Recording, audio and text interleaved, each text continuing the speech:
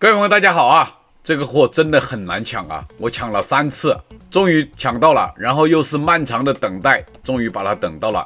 这是什么产品？大家应该都知道，就是安克最近非常火爆的一款140瓦的氮化镓充电器，带速显功能的这个产品，我准备在闲鱼上面购买，但是闲鱼的话要加价100块钱左右的价格，算了，咱们的资金也不充裕，所以说一直到现在才把产品拿到。喜欢我视频的朋友们，一键3连，点赞、关注、投币走起，你们的支持就是我更新的动力。这一个就是安克最新款的带数字显示功能的140瓦氮化镓充电器，我们马上给它开箱。这个包装盒就是安克经典的蓝白包装盒，安克的标识，各种各样充电器的图片标识，证明安克的产品类是非常的丰富的啊。安克 Zolo 的标识这边也是一样的，这个产品的防伪标识，产品的规格信息，产品的条码信息。我们打开包装盒，内部还有一个盒子装着充电器和数据线，这是充电头本体，装在一个环保袋子里面，这是数据线，产品的说明书，同时也是这个产品的保修卡。从袋子里面拿出它的数据线，这是一根编织的 C2C 的数据线，拿出充电头本体，这个新款的安克140瓦的充电器，这个充电器个头还是不小啊。充电头连数据线连盒子一起的重量是385.5克，去掉包装盒重量318克，数据线重量43.6克，充电头的重量274克，半斤多啊。这一根织带的线的长度是1.5米，线材的两头都有安克的标识。这是线材的编织网的细节，给大家看一下。线材护套的长度19毫米，宽度10毫米，厚度的话5.8毫米，数据线的直径4毫米，长度的话1.5米多了40多毫米。线材这个地方没有防折断的设计，大家用的时候这个地方要注意一点，容易折断。充电器一样的是采用了折叠插脚的设计，充电器的高度69.6毫米，宽度的话也是69.2毫米，连插脚的高度85毫米，充电器的厚度36毫米。插脚这个地方有绝缘防护，这边是安克的标识，140瓦的标识，这一面为黑色的，这里有一个显示屏，充电器的一个显示界面，这边有 C1 口、C2 口、C3 口的功率显示，总功率它也会显示出来。我们现在没有充电，所以说它没有数字。点一下，它这里有一个单独的一个功率输出界面，再点一下，这里有一个温控保护的界面，这是这一个充电器的一个特色吧。充电口这一个面板是透明的一个塑料，每一个充电口上面都有瓦数标识 IQ3 和 IQ2 的安克快充标识，4个充电口内部的舌片全部都是蓝色，插头这一面则是规格信息，安克 Zolo 充电器140瓦 PD 3.1， 充电器的型号是 A2697， 输入规格支持100到240全球电压， C1 口输出最高功率140瓦， C2 口输出最高功率也是140瓦， C3 口输出最高功率40瓦， USB A 口输出最高功率33瓦，这是多口功率分配的情况。这个充电器总功率不能超过140瓦。安克创新科技股份有限公司，这个是室内使用 3C 认证，3C 认证信息咱们放在屏幕上，有需要的可以截图。循环10年，非热带地区使用，海拔小于2000米地区使用，请勿扔向垃圾桶，双路绝缘。细心的老铁应该发现了，这一个充电器是奥海帮安克代工生产的。外观部分看完了，我们就进入实际的充电测试。进入实际充电之前，我们来看一看这4个充电口它的快充协议支持的情况。首先是这个充电器 Type-C 1口，它协议支持的情况有 QC3 加5伏、9伏、12伏、3.6至12伏，三星 AFC 的5伏和9伏，最高功率18瓦功率， PD 3.1 140瓦 EPR PPS 和 QC5。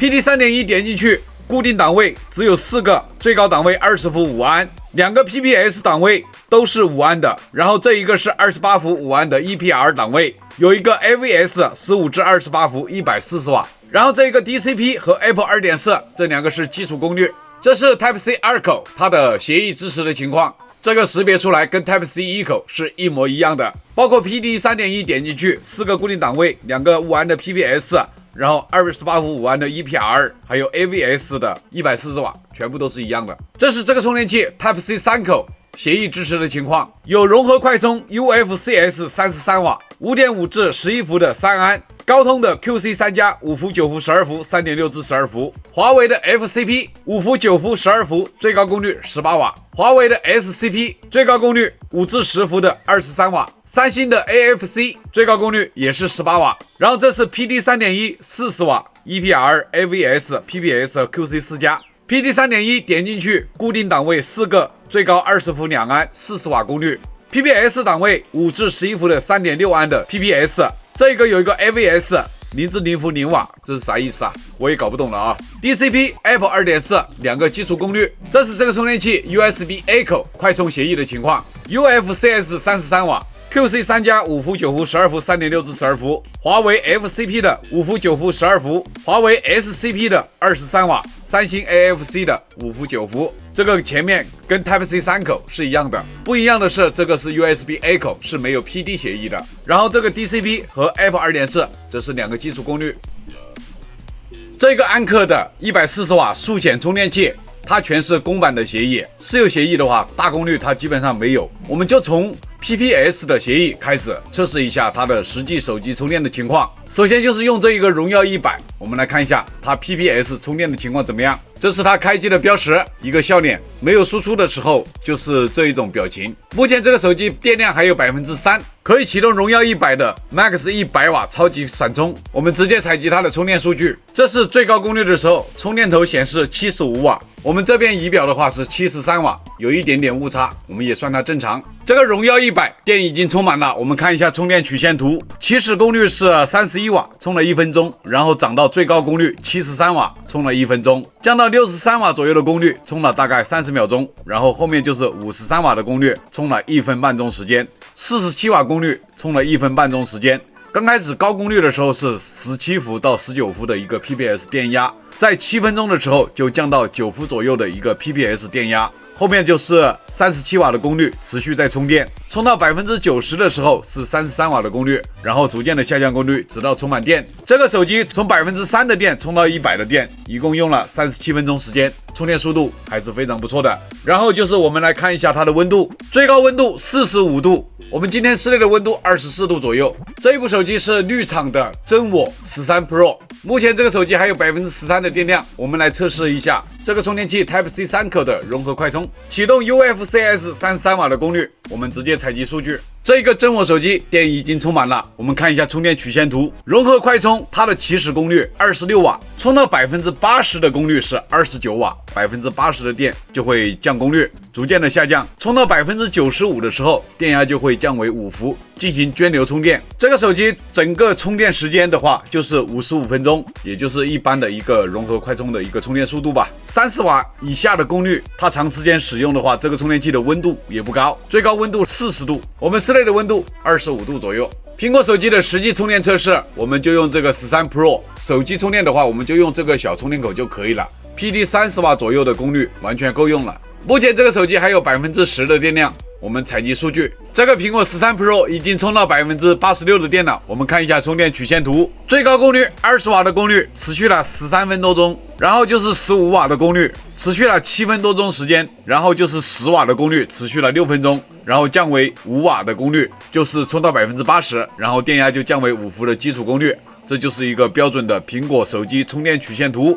整个充电的时间的话，80的电一共花了45分钟时间，符合苹果13 Pro 的一个正常充电速度。然后我们来看一下温度啊，最高温度就是35度，这个温度的话可以几乎忽略不计了。我们室内的温度23度左右。这个安克速显140瓦，它对其他的安卓手机兼容性怎么样？我们来测试一下。首先就是测试米家的设备，这个手机的充电功率是67瓦，只能显示快速充电。给小米手机充电的话，大家看一下这个数字的变化，最高有29瓦的功率，平均的话大概就是24、5瓦的功率的样子吧。用 Type-C 3口给小米手机充电，功率也是差不多的，最高29瓦，最低的功率26瓦、25瓦的样子，跟前面两个大功率的充电口一样。这部手机是荣耀60，它是66瓦功率的一个手机，它不支持 PPS 快充，也就是说用它来测试华为手机的一个兼容性。普通的充电标志，这个充电口就是一个普通的充电标识。Type-C 3口可以启动超级快充，真实功率的话在20瓦左右，这是真实功率啊，20瓦左右，这是华为的设备的话。这部手机是三星的 Note 10加，可以启动快充 2.0， 大概1小时左右就可以把电充满。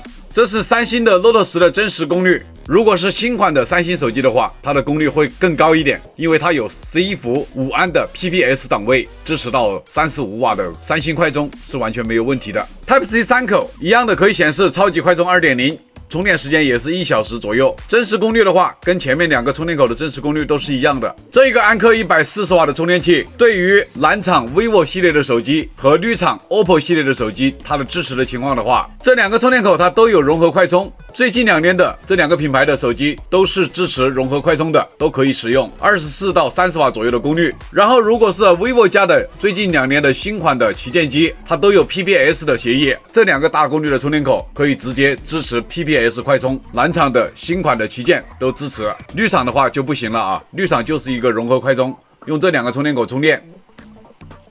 现在就是考验这一个充电器的时候来了啊！我们进行3个功率段的烤机，主要是看它在高功率负载的时候，它的一个温度的情况。利用我这一个充电站来拉它的140瓦功率，140瓦的功率，充电器自带的数显示的是130瓦，我们这边功率计是125瓦。我们看一下充电曲线图，已经把我这个6万毫安的一个充电站电已经完全充满了，140瓦的功率运行了1小时16分钟。这1小时16分钟里面，最高的温度的时候是77.7度。这个温度上升到77度的一个过程，咱们用热像仪也采集了2次温度。在充电器的表面温度在61度左右的时候，热像仪采集出来的温度情况是表面温度63度左右。然而这个充电口的核心温度，大家看一下，最高温度是73度了。这个充电器的表面温度涨到75度左右的时候，热像仪采集出来是77.9度。然后这一个充电口内部核心的温度的话更高了啊！大家看一下这个图片，91.4度，这是核心内部的温度。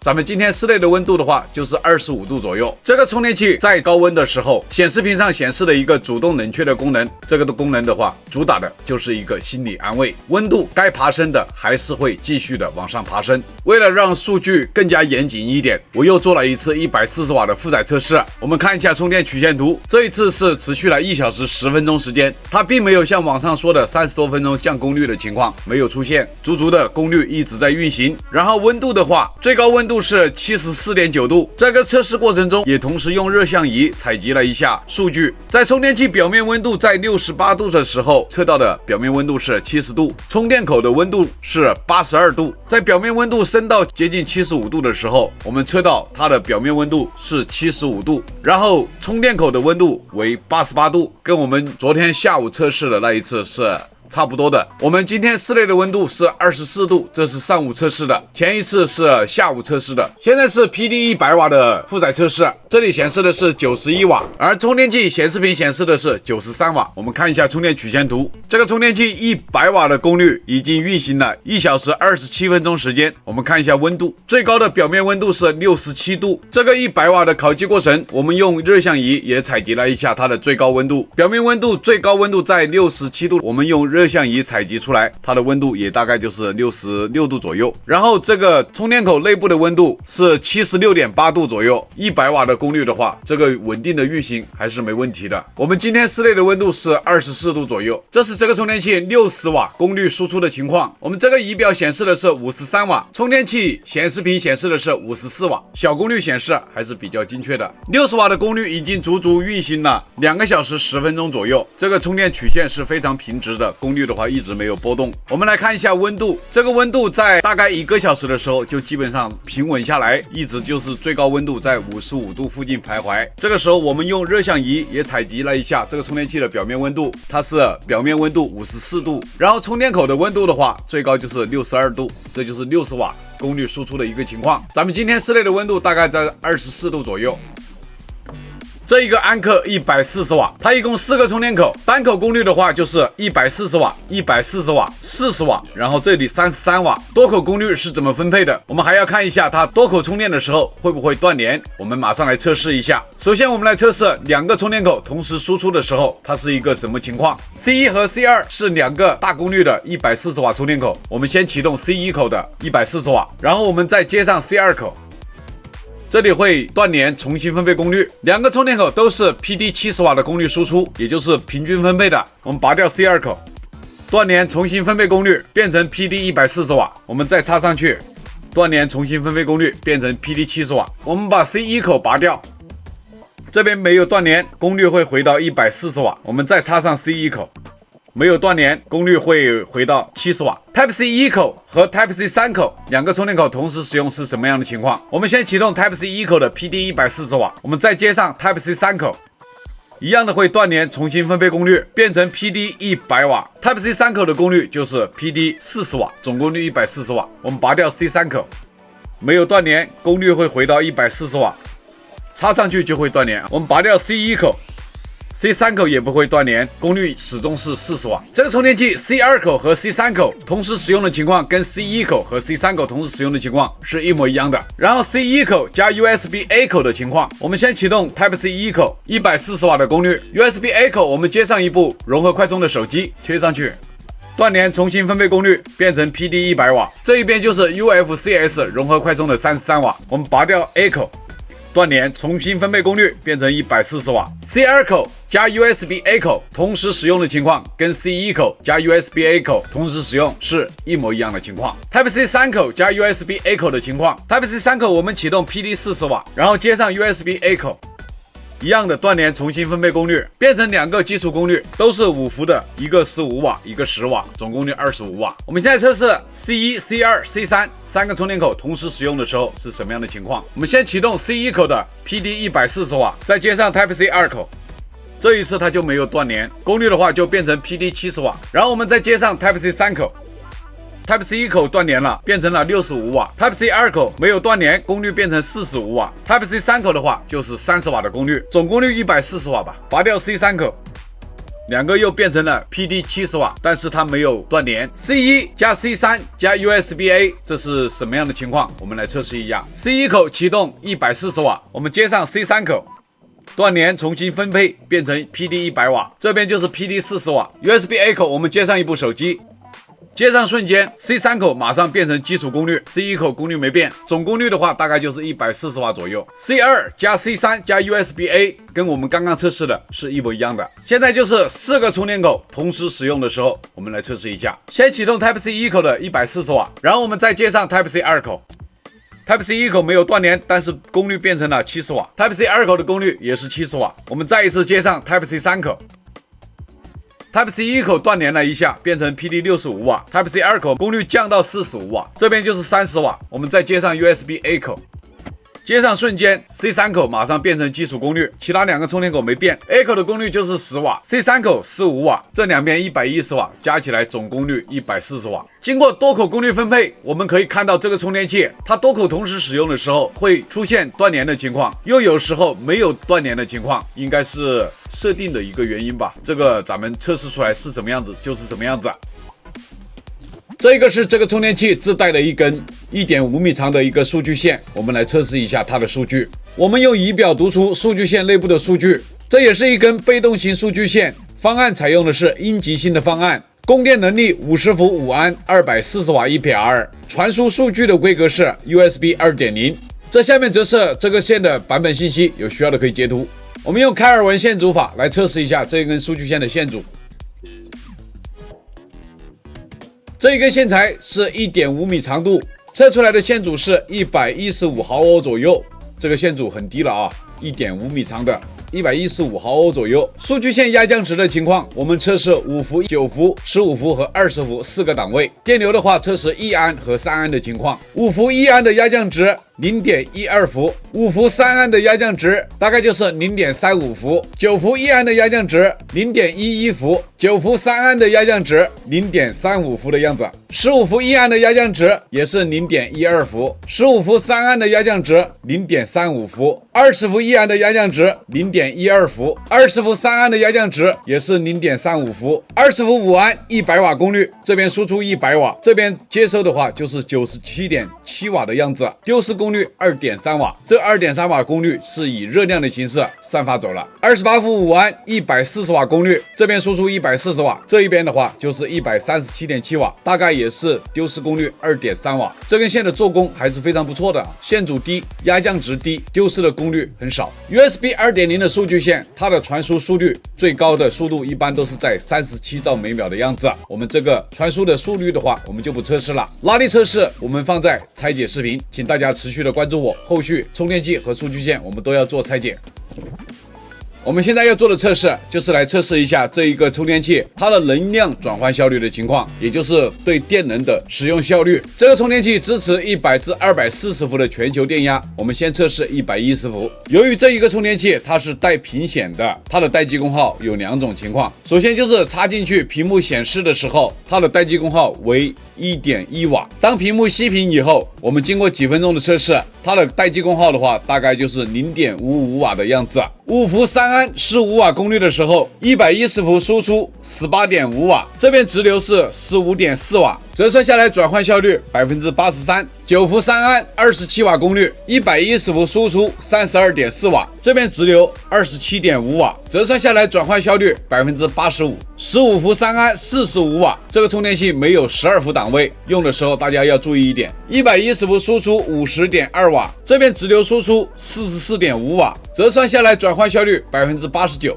20伏3.25安，110伏输出71.5瓦，这边直流输出64.5瓦，折算下来转换效率90%。20伏5安100瓦功率，110伏输出109.3瓦，这边直流输出98.5瓦，折算下来转换效率90%。28伏5安140瓦功率，110伏输出149.8瓦，这边直流输出136.5瓦，折算下来转换效率91%。这个充电器220伏50赫兹的状态，插电的瞬间浪用功耗接近8瓦，然后这一个显示屏的待机功耗是1.5瓦。经过2分钟测试，它的熄屏以后的待机功耗的话，基本上都是0.5瓦。5伏3安15瓦功率的时候，220伏输出19.2瓦，这边直流输出15.4瓦，折算下来转换效率80%。9伏3安27瓦功率，220伏输出31.7瓦，这边直流输出27.5瓦，折算下来转换效率87%。15伏3安45瓦功率，220伏输出49.3瓦，这边直流输出44.5瓦，折算下来转换效率90%。20伏3.25安65瓦功率，220伏输出71.3瓦，这边直流输出64.5瓦，折算下来转换效率90%。20伏5安100瓦功率，220伏输出108.3瓦，这边直流输出98.4瓦，折算下来转换效率91%。28伏5安140瓦功率，220伏输出147.7瓦，这边直流输出136.5瓦，折算下来转换效率92%。这样测试下来，这个充电器不管是在110伏还是220伏状态下，它的待机功耗都有0.5瓦左右。所以说大家不用的时候，还是把它从插板上取下来。它的110伏平均转换效率大概就是88%，220伏的平均转换效率大概就是88.3%。这样的转换效率成绩证明这个充电器它内部的架构还是非常不错的。我们现在要做的测试就是测试一下这一个充电器的交流文波控制的情况。4个充电口的负载文波我们全部都要测试一遍。首先是 Type-C 一口的文波情况，5伏3安15瓦功率的时候，它的文波最高的时候 16.5 毫伏，平均文波 13.5 毫伏左右。9伏3安27瓦功率，它的文波最高的时候 19.4 毫伏，平均文波 13.8 毫伏左右。这个充电器没有12伏档位，再强调一次，如果要用12伏 PD 快充的手机或者是设备的话，选这个充电器要注意一点。15伏3安45瓦功率的时候，它的文波最高的时候37毫伏吧，平均文波 28.7 毫伏左右。20伏3.25安，它的文波最高的时候31毫伏，平均文波 18.1 毫伏左右。20伏5安100瓦功率，它的文波最高的时候25.1毫伏，平均文波21毫伏左右。28伏5安140瓦功率，它的文波最高的时候21.6毫伏，平均文波17毫伏左右。Type-C 一口的文波表现非常的极品。我们来看一下 Type-C 二口的文波，5伏3安15瓦功率的时候，它的文波最高的时候17.4毫伏，平均文波13毫伏左右。9伏3安27瓦功率，它的文波最高的时候20.7毫伏，平均文波13.6毫伏左右。15伏3安45瓦功率，它的文波最高的时候37.9毫伏，平均文波27.7毫伏左右。20伏3.25安65瓦功率，它的文波最高的时候30.1毫伏，平均文波17.7毫伏左右。20伏5安100瓦功率，它的文波最高的时候23.4毫伏，平均温波20毫伏左右。Type-C 2口28伏5安140瓦最高功率，它的温波最高的时候30.7毫伏，平均温波17.7毫伏左右。我们现在就是来测试一下这个充电器 Type-C 3口它温波控制的情况。5伏3安15瓦功率的时候，它的温波最高的时候21毫伏，平均温波18.9毫伏左右。9伏3安27瓦功率，它的温波最高的时候18.7毫伏，平均温波16.6毫伏左右。15伏2.65安，这是 Type-C 3口40瓦的15伏档位，它的温波最高的时候34.2毫伏，平均温波32毫伏左右。这是 Type-C 3口另外一个40瓦档位，它的温波最高的时候19.7毫伏，平均温波17毫伏左右。这个充电器3个 C 口的温波表现都是非常的极品啊！我们现在来测试 USB-A 口的温波。5伏3安15瓦功率，它的温波最高的时候21.6毫伏，平均温波19.5毫伏左右。9伏2安18瓦功率，它的温波最高的时候22.9毫伏，平均温波18毫伏左右。12伏1.5安也是18瓦的功率，它的温波最高的时候10.1毫伏，平均温波6.7毫伏左右。这是 A 口融合快充的情况，24瓦功率，它的温波最高的时候13.5毫伏，平均温波大概在9.8毫伏左右。4个充电口温波控制表现非常的极品，最高温波没有超过40毫伏。这个充电器拆解是必须的，请大家持续的关注我。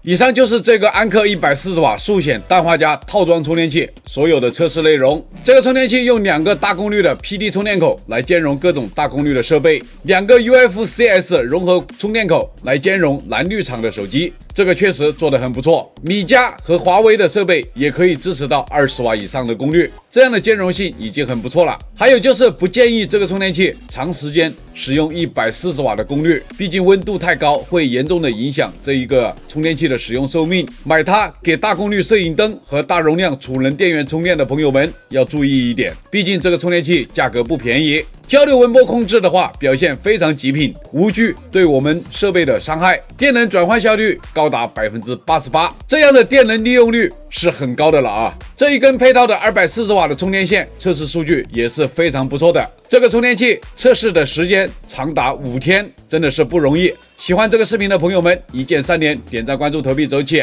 你们的支持就是我更新的动力。谢谢大家观看，咱们下期视频再见。